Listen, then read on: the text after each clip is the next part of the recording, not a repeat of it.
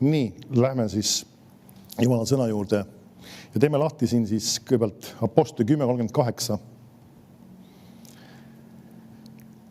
Ja teemaks on siis, kuidas vastu seista kuradile ja kuidas ta kasutada oma meelevalda tegelikult. Apostlite 10:38 ütleb, kuidas Jumal Jeesuse Natsaretist oli võidnud püha vaimu ja väega ja kuidas tema käis mööda maad ja tegi head ning parandas kõiki, kelle üle kurat oli saanud võimuse, sest Jumal oli temaga. Nüüd üks asi, mis meil tuleb seoses haigustega väga selgelt paika panna, on see, et Jumal on see, kes on tervendaja ja kurat on see, kes on haiguste põhjustaja.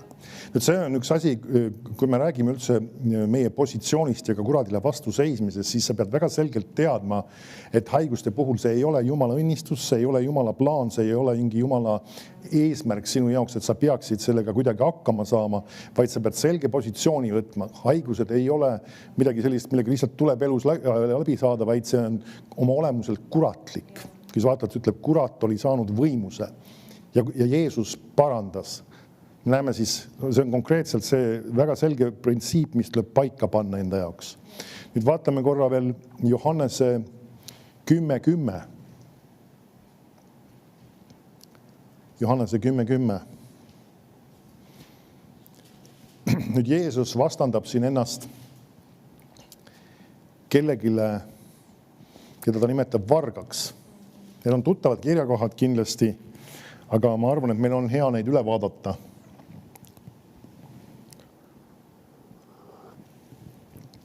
Ja see ütleb niimoodi, siis varas ei tule muu pärast, kui varastama ja tapma ning hukkama. Mina olen tulnud, et neil oleks elu ja kõike ülirohkesti. Jeesus räägib ise endast, eks ju. Ja ta vastandab ennast siis kellelegi, keda nimetab vargaks. Ja ta ütleb, et millega see varas tegeleb siis. Loogiline, et kindlasti varastamisega, aga ta lisab juurde ka, et veel tapmisega ning ka hukkamise või hävitamisega, nagu mõned tõlked kasutavad seda sõna.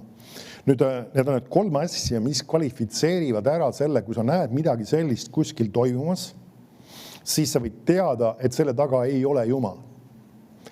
Nüüd vahetevahel inimesed näevad erinevaid õnnetusi ja katastroofe ja surma ja sõdasid ja sellised asju, et arvad, et miks Jumal laseb neid asju sündida või miks Jumal korraldab selliseid asju.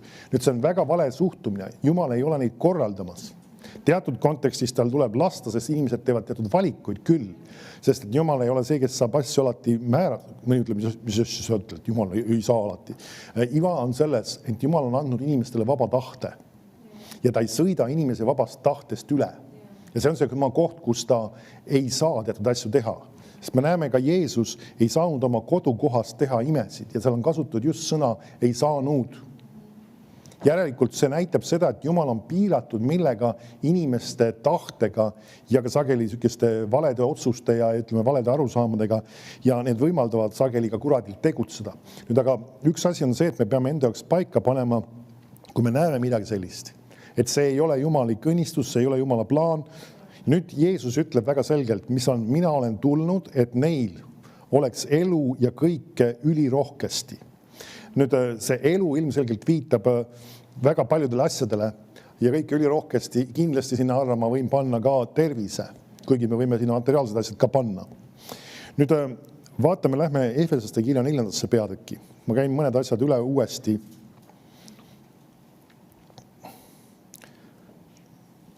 Siis me lähme mõningate oluliste elementide juurde. Efesostele kirja 4. peatüki 25. salm.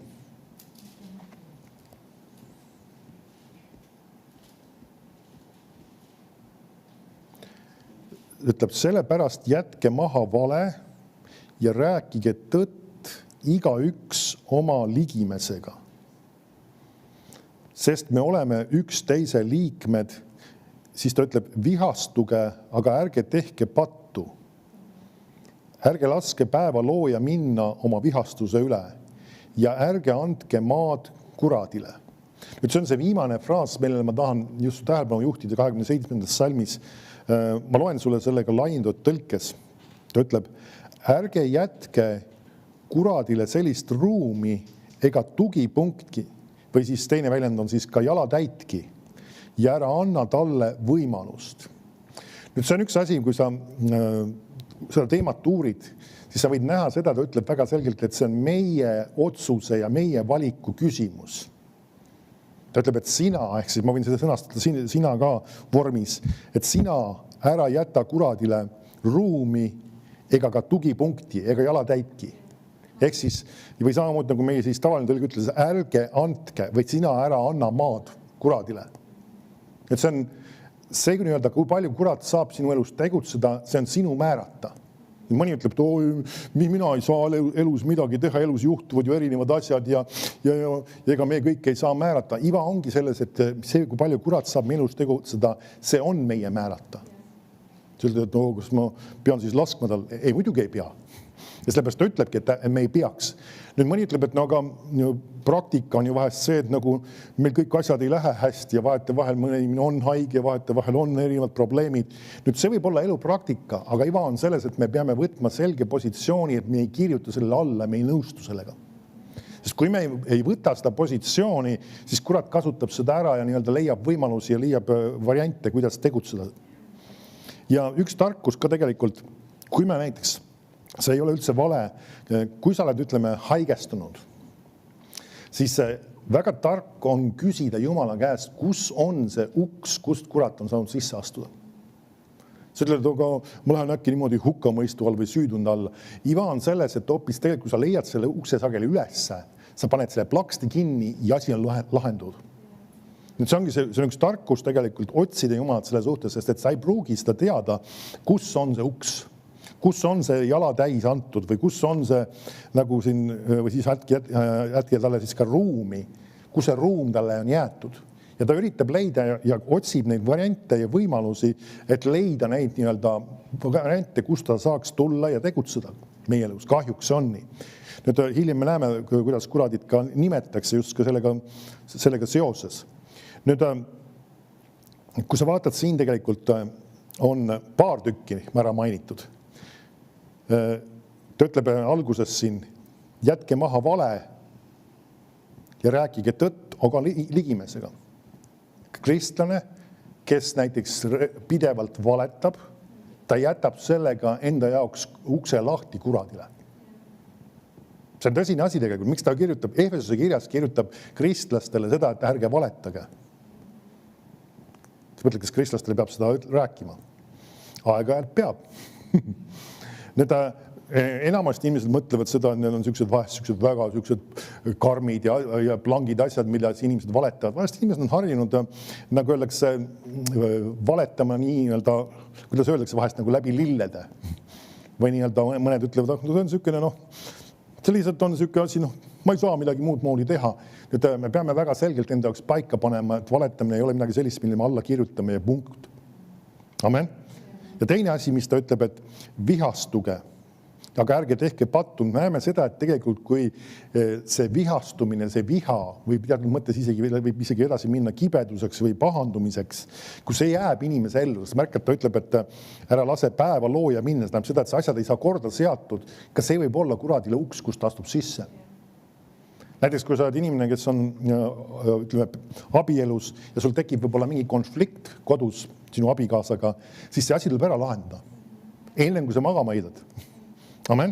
Ja see on oluline, et me oleme sükse suhtumisega kohe, et see asi tuleb korda seada, seda asi tuleb ära lahendada, on vaja teatud, ja see ei tähenda seda, et sinu õigus peab sündima. Vaid iva on selles, et vahest sul on vaja andeks paluda, vahest sul on vaja leppida, vahest sul on vaja nii-öelda teha mingid otsused ja see ei tähenda seda, et see asjad lähevad täpselt nii, nagu sinule meeldib. See on oluline, et me sellised uksed paneme kinni, sest mõne inimese jaoks, kui ta ei sea neid uksi ei pane kinni, tervenemine ei pruugi sündida. Ja nii-öelda mõni inimene on isegi mingis pahandumises või kibeduses aastaid ja kannab seda enesega ja siis ta küsib, et miks ma olen haige ja miks mul sellest asjast pole terveks saanud ja seda on palutud ja teist palutud ja mis iganes ja midagi ei ole muutunud. Ja see on tõsine teema tegelikult vahest. Mõned inimesed on, üks asi, ma toon selle siia vahele, kuigi seda siin otseselt kirjakohas sees ei ole, aga kahjuks, kui sa vaatad seda, siis ka Piiblis me näeme seda, et Jumala sulased sageli satuvad, nagu öeldakse, mingis mõttes vahest inimeste pahandumise tule alla. Ma ei tea, kuidas ma seda nimetaksin. Need, kes on jutlustajad, me näeme inimesed vihastusid kelle peale? Jeesuse peale, siis me näeme erinevate jutlustajate peale, kes iganes Jumala sõna veel jagasid, ütleme Uues Testamendis apostlite peale, me näeme kogu aeg ja nende suunast tuli sageli see tuli.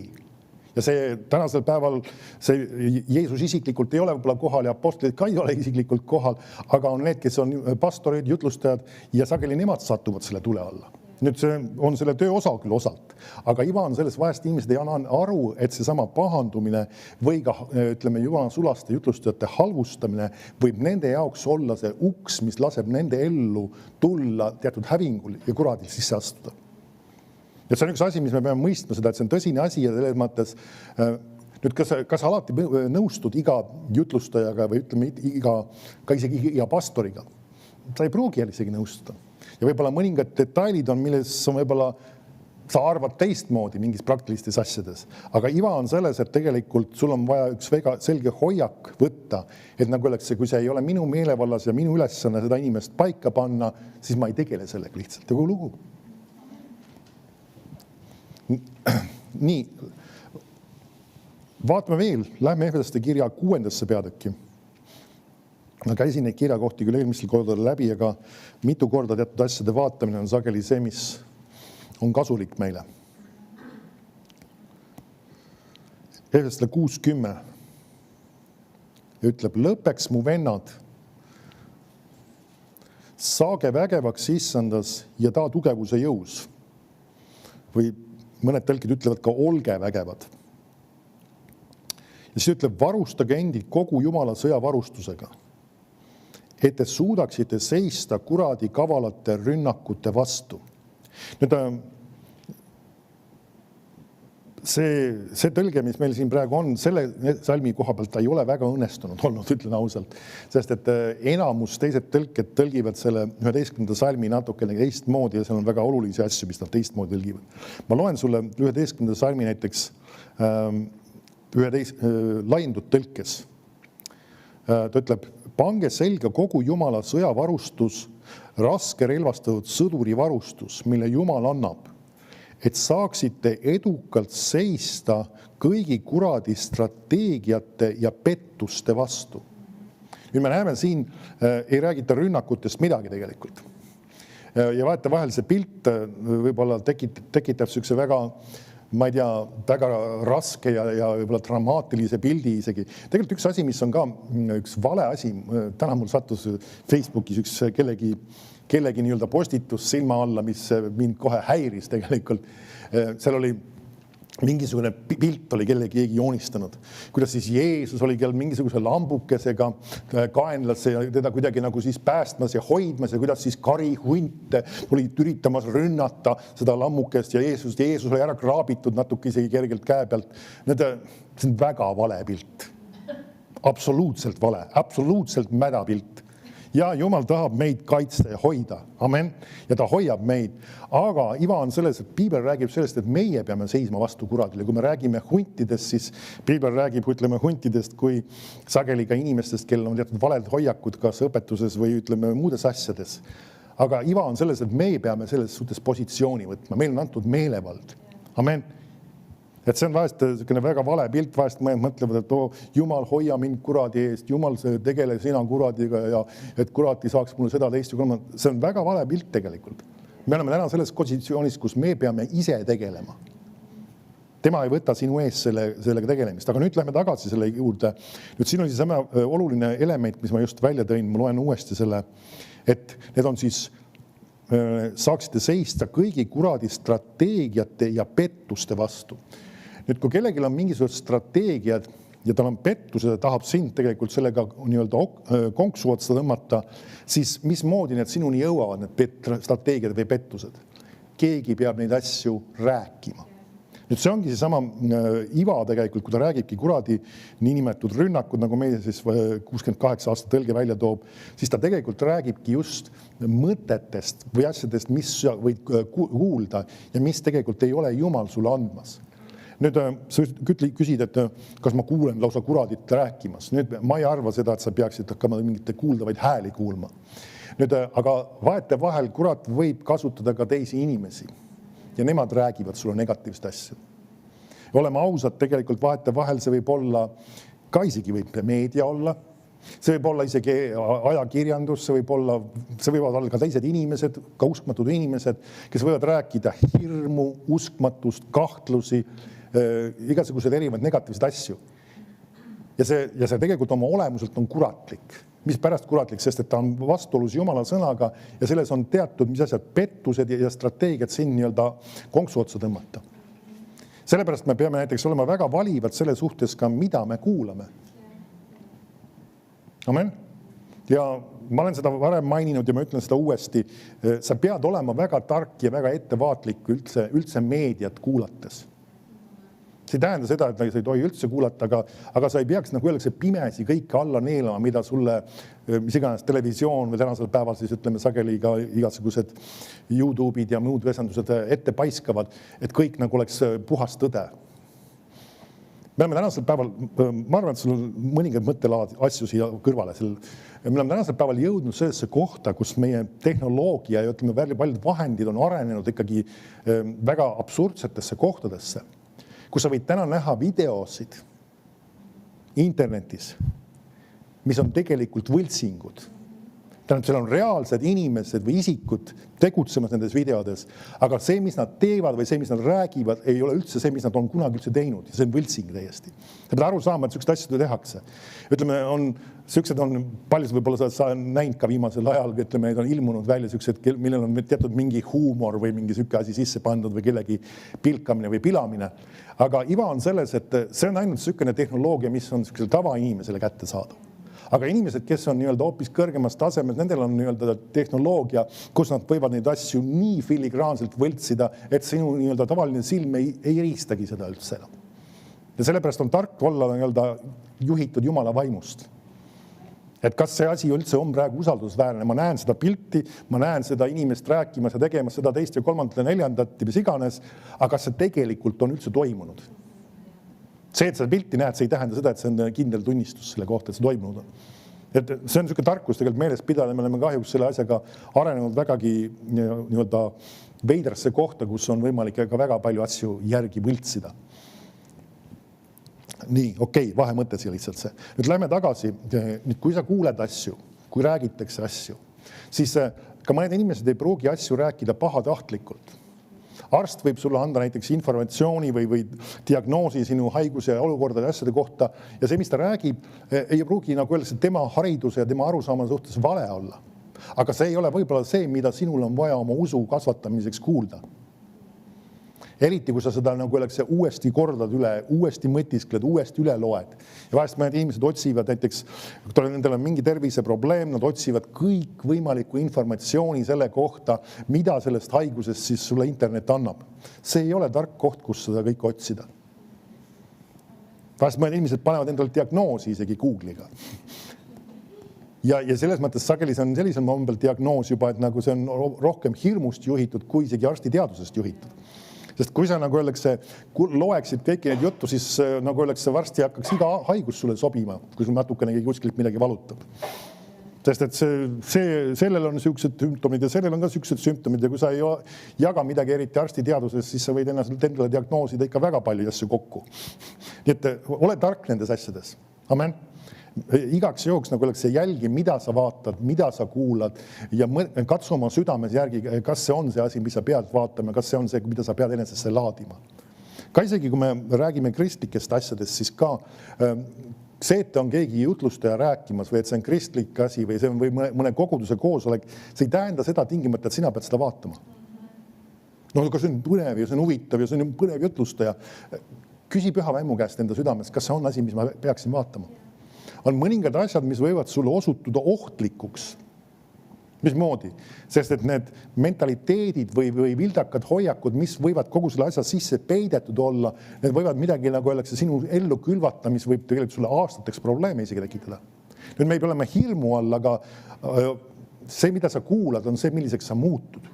Ja kui inimene on ise võib-olla teatud valesid hoiakuid, valesid suhtumisi täis või ta on mängimas kurjade vaimudega ja sina oled kogu aeg sellest allikast ammutamas, siis saame aru, ta kannab sinu ellu mitte ainult neid asju, mis ta õpetab ja räägib, vaid ta kannab ka seda, kes ta on.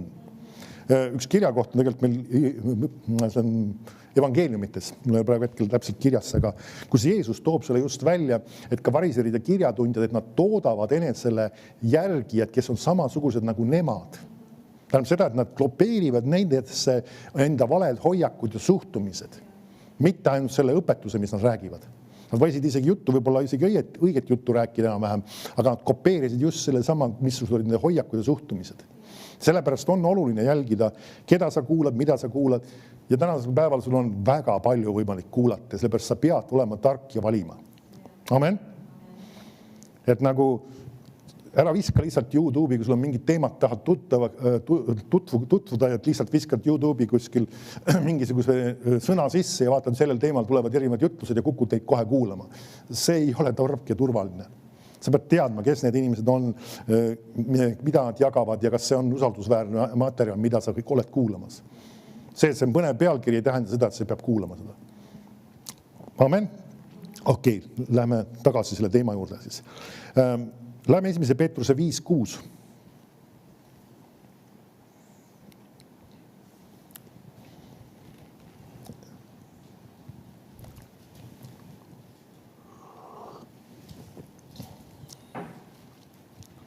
Esimese Peetruse 5:6.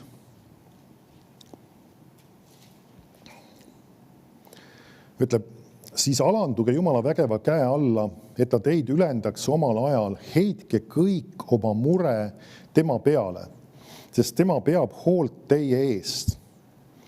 Olge kained, valvake, sest teie vastane kurat käib ümber nagu mörgaja lõukoer, otsides keda neelata. Tema vastu seiske kindlad usus ning teadke, et teie vendadel maailmas tuleb neid samu kannatusi täielikult kanda. Nüüd vaatame 8. salmist korra hästi nii-öelda järjest jälgides seda teksti, mis siin kirjutatud on. Esiteks ütleb, olge kained. Nüüd see võib olla eraldi fraasina kõlab süksena, et kuule, ma olen kogu aeg kaine ju nagu. Et kas see viitab sellele, et sa oled vahest purjus või? Ta ei räägi niivõrd sellele, et inimene, kes oleks purjus, siis inimene, kes on purjus, mis ta on? Ta ei taju hästi asju õieti, eks ju. Ta ei suuda hinnata nii-öelda, mismoodi peaks tegutsema inimene, kes on purjus, ta ei suuda korralikult käia, ta ei tea, kus kohast otse tee on, ehk siis ta ei mõista asjades nii-öelda reaalset olemust. Ja see ongi sama, mille ta viitab siin sama, et me peame, nagu öeldakse, teadlikud olema sellest, mis me teeme, kuhu me liigume, mismoodi me tegutsema. See ongi sama, et sa oled kaine. Amen. Siis ta ütleb järgmise asjana, valvake. Ja kelle kohta ta ütleb nüüd seda valvake, sest teie vastane kurat käib ümber nagu mörga ja kaasaegsemas keeles oleks siis lõvi. Et ta ütleb seda, et me peame olema mis kohas valvel. Mis tähendab seda, see nüüd, kui sina peaksid olema ütleme mingisugune valvur kuskil mingisugusel firma või mingisugusel tööobjektil, kus on seal mingisugune vara, millel sa pead silma hoidma peal, siis üldreeglina tavaliselt on see, et sa ikkagi ei saa päris öö läbi lihtsalt magama heita. Ütleme, kui on tegemist sõjaolukorraga, kus keegi pannakse sõjaväes valvepostile, siis ta ei saa nagu öeldakse lihtsalt magama sinna heita. Ta peab olema situatsioonis, kus ta nii-öelda on valmis, kui vaenlane peaks tulema, kohe tegutsema, nii-öelda andma teistele teada, mis iganes. Ta peab olema selles situatsioonis. Ja ma ei ütle seda, et sa pead öösel üleval olema, ma ei räägi sellest. Aga ma räägin just sellest mentaliteedist, et sa oled selles positsioonis, et nagu öeldakse, kui nüüd tuleb, mis iganes situatsioonis kuratlik pakkumine, kuradi poolt mingisugune mõte, mingisugune asi, siis ma olen kohe sellega valmis tegelema kohe, mis iganes situatsioon on, mis iganes olukord on. Amen. Et me, nagu öeldakse, kurat ei vali, nagu öeldakse, õiget aega või alati sükest sobivat hetke. Ta valib just süke, mis on just sobimatu hetk ja mis on võib-olla sükene olukord, kus mõtled, et nagu, kuule, nüüd praegu ma ei saa sellega siin tegeleda, ma ei saa praegu sellega, saad küll. Alati on võimalik ja see tähendab, et sa võtad selle selge positsiooni, ma olen valvel. Nüüd ta käib ümber nagu siis mörga ja lõvi. Miks ta võrdleb teda lõviga? Nüüd, kas sa märkad, ja ta ütleb, et ta otsib, keda neelata. Järelikult ta ei saa tulla lihtsalt, nagu öeldakse, sulle oma lõuad külge panna ja sind alla neelata, vaid ta otsib võimalust. Ehk siis ongi sama, mis oli eelmine kirjakoht ka, et ärge andke maad. Ehk siis ta otsib võimalust, kus kohas saaks midagi välja pakkuda, kus saaks sind lõksu tõmmata, kuidas saaks sind petta ja nii kui sa selle ära tabad, kuidas ma taban ära, et kurat on midagi välja pakkumas. Natuke me vaatame seda hiljem ka, aga tegelikult see on väga lihtne. Seal on 2 põhilist asja. Kas see idee või mõte, mis sulle välja käiakse või mis tuleb sulle, kas see on Jumala sõnaga kooskõlas? Ja teine asi on tegelikult ka, kas su südames on rahu selle asja suhtes. Sest vahetevahel sul nagu öeldakse, ei pruugi kogu informatsioon, mida Jumala sõna nendest asjadest võib rääkida kogu aeg nagu teada olla. Sul ei pruugi see kohe meelde tulla, aga sa tunned oma südames, midagi ei klapi siin. See on piisav materjal juba. Et see on nagu, sa hakkad kellegi, näiteks ma rääksin enne jutluste kuulamist, hakkad kellegi jutlust kuulama, paned selle käima ja kõik, mis ta räägib, on nagu justku kena, aga sul on seespidi midagi ei klapi siin. Pane see kinni ja tegele millegi muuga targemaga. Amen? Sul ei ole vaja nagu öeldakse, no aga mis seal ikka valesti on, aga mis ta ikka õpetab, mis see seal valesti on. See pole alati oluline teada saadagi. See ei jõua kõiki neid asju, kõiki nüansse kinni püüda ja Jumal ei pruugi isegi sul alati öeldagi. Vahest see võib olla selle inimese, nagu öeldakse, mingisugune elu, mis on nii-öelda paigast ära ja mida ta ei räägigi sulle seda. Ta tegeleb temaga, annab võib-olla talle armu ja võimalust muutuda, aga ta tahab, et sina nagu öeldakse, ei saaks nende probleemidega mürgitatud. Amen? Ja kogu lugu, sul ei ole rahu südames, pane kinni, kuula seda, mis on usaldusväärne. Ja näiteks, ja ka see on tarkus tegelikult, et sa ei oleks ammutamas ja joomas väga mitmetest ja väga erinevatest allikatest. Tänasel päeval inimestel vahest meeldib väga palju, hästi erinevaid asju ja see jutluste ja too jutluste ja see kogudus, 4., 5., 6., 7., 8., 9. Ja sul ei ole vaja nii palju erinevaid. Tea, kus on sinu kodu, kus on see põhiline koht, kus sa pead ammutama, kust Jumala sõna on sulle rääkimas, kes on usaldusväärsed inimesed. Sa ütled, aga teised on ka head. Ja võib-olla on, aga kas sul on vaja tingimata kõiki kuulata, sest et maailm on nii suur ja nii lai ja väga palju on erinevaid asju, mida inimesed võivad rääkida, mida nad võivad jagada, aga asjad ei ole, vaata, on teatud visioon, mis Jumal tahab meisse ehitada. Ja see on just see spetsiifiline visioon, mis on sinu ellu vaja ehitada. Ja sul ei õnnestu, nagu öeldakse, kõiki visioone ja kõiki rõhkusid ja kõiki asju kinni püüda. Amen? Ja see on tegelikult üks väga selge reaalne asi tegelikult. Vaatame veel edasi, ta ütleb, et ta käib ümber nagu siis mürga lõvi otsides, keda neelata. Ja siis me oleme valvel ja jälgimas seda, kus ta üritab ligi tulla, kus ta üritab nii-öelda petta. Ja siis ta ütleb tema vastu, seiske kindlad usus. Ja teadki, et teie vendadel maailmas tuleb neid samu kannatusi täielikult kanda. Me näeme siin, et siin ka usu element on väga oluline. Seesama, et kui sa kasutad oma meelevalda, sinna me jõuame hiljem ka, siis kasutades Jumala sõna, ta põgeneb sinu juurest. Kus sa tead seda? Jumala sõna ütles seda ja kui sina ütled midagi välja, siis Jumala sõna on sinu vahend, millega sa seisad talle konkreetselt vastu. Amen. Kiitus Jumalale.